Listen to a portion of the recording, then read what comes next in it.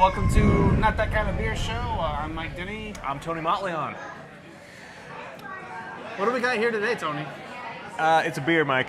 It's a beer. It's usually a beer. It's usually beer. It is a beer show.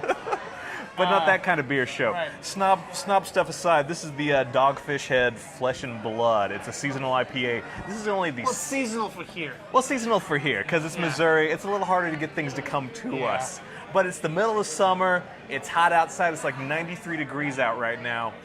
I could go for a crisp, refreshing IPA. And this fits the... This does it. This does it. This is a very crispy IPA. Dogfish Head Brewing Company is located... Well, it's somewhere in Delaware there. It's not a big state. I'm sure you can find it. Yeah, I'm sure. Sorry, anybody listening in Delaware there. But, yeah, it's a really good beer. Don't smell it before taste it. Taste it first. I know smell and taste is really close together. Well, and the snob way of drinking beer is you're supposed to take it, look at it in the light, smell it, sip it. Don't smell this one. It's honestly to me. Drink it first. Something like feet.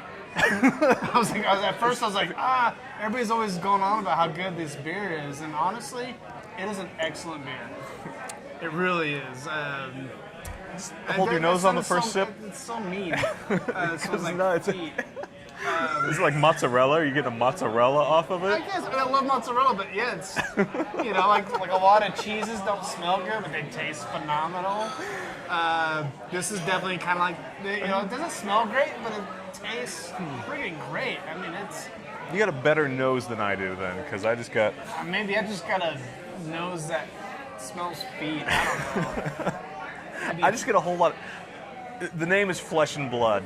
And what I get off of this is a whole mouth load of citrus. Yeah. I don't know if they got blood orange or grapefruit or what up in Maybe this. a mixture of both. But that's just citrus front to back, along with the hops, which just makes it super crisp, super refreshing. It's like a phenomenal beer. It is super good. 7.5, so not too heavy. It's a little forward, but it's going to give you a good buzz. One or two of them. Yeah. It's not a session beer. No, it's not. Yeah, it's not a little heavy to be a session. But again, you were talking about the color. I love the color of the beer. You hate to say that because you're not that sort of guy who's like, oh yes, look at the color here. It's not really great, just nice. It kind of looks like the Ring. If the Ring could be turned into a beer, that'd be about the color of it. The beer to rule them all. It's great. It's an India style pale ale. Whatever the that's supposed to be. Like I said, it's not that kind of beer show. But some of these things I don't know. Tony's a bit more of a. I'm a bit more of a connoisseur. Yeah. Maybe not aficionados, but definitely a connoisseur. These are both French words. I have no idea what they mean. I'm just saying them because I've heard people say them. So. Maybe a connoisseur is better than aficionado? I don't know. I don't care. It's a damn good beer. It is a damn good beer, and that's what you guys want to know. Like, you're going to get... It's 7.5, so you're going to get a lot of bang for your buck, for one. It's a good tasting beer from front to finish. With a lot of beers, there's all these really great beers out there that have this great front end and kind of weird, back end to it. This is like just, front to back, great beer. No real surprises. I will tell you one thing though I really do like about this beer is that it leaves a really cool, sweet taste on my lips. I don't know what it's like to lick your lips after you. It's a lick your lips beer. Okay. Lick your lips. Do it.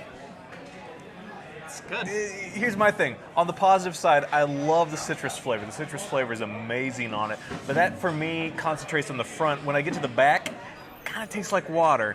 Kind of not enjoying how it finishes for me. That's me, though. It is a little weaker, but it just kind of depends on what you've been drinking before this beer. Yeah. If you drink something heavy before this, it might taste like water all the way through.